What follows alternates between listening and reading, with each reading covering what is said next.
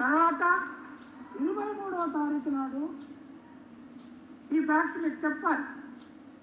సడన్గా నాకు ఒక ఫోన్ వచ్చింది. నేను నార్మల్గా తెలియని ఫోన్ ఎత్తాను. నేను కవితను మాట్లాడుతున్నా అన్నది. ఎవరి కవిత? ఏ కవిత అన్నాను. సార్ నేను కేసీఆర్ కూతుర్ని కవితను మాట్లాడుతున్నా అన్నా. అంటే రాంగ్ నెంబర్కి చేసినావమ్మా అన్నాడు.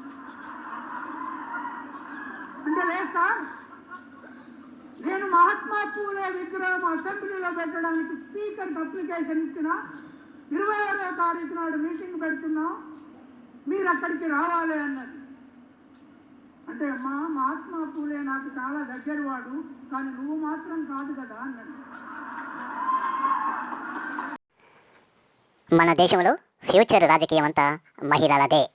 ఒక్కసారి 33% రిజర్వేషన్లు అమలులోకి వచ్చిన తదుపరి ఇక ఈ షర్మిల లాంటి, ఈ కవిత లాంటి వారిదే రాజకీయం.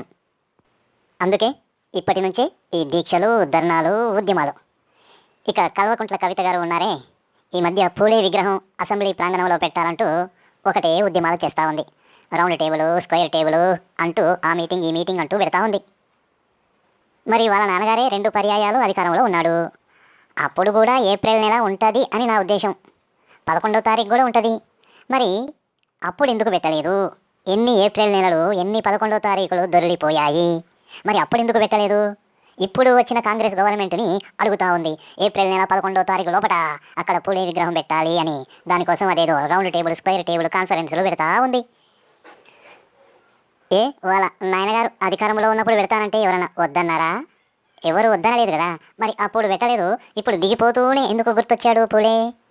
మీ నాయన ఉన్న ఇంటికి, ఆ ప్రాంగణానికి పూలే పేరు పెట్టింది కాంగ్రెస్ గవర్నమెంట్. అలాంటి కాంగ్రెస్ గవర్నమెంట్ని నువ్వు విగ్రహం పెట్టండి అని అడగబట్టే. కాంగ్రెస్ గవర్నమెంట్ని మీలాంటి వారు అడగాల్సిన అవసరం ఉందా?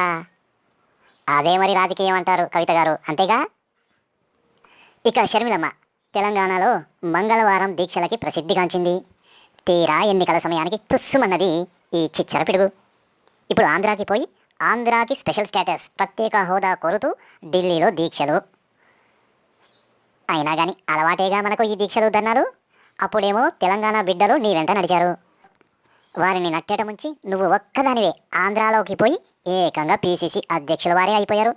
ఇప్పుడు అక్కడి వారిని వెంటేసుకొని దీక్షలు, తర్వాత వారిని కూడా ముంచేసి నువ్వు మాత్రం ఏదో ఒక రాష్ట్రం నుంచి రాజ్యసభ MP అయినా ఆశ్చర్యపోవాల్సిన పని లేదు. సరేలే కానివ్వండి, ఎంతైనా మహిళామణులు, నాయక పుత్రికలు. రేపో మాపో 33% అమలవుతూనే మరో స్త్రీపై సునాయాసంగా గెలిచేస్తారు. ఇక ఈ దీక్షలు, ధర్నాలు అంటారా, అంతా పొలిటికల్ షో, మీడియా హైప్ కోసం. ఆ సంగతి మీకు తెలుసు, ప్రజలకు కూడా తెలుసు.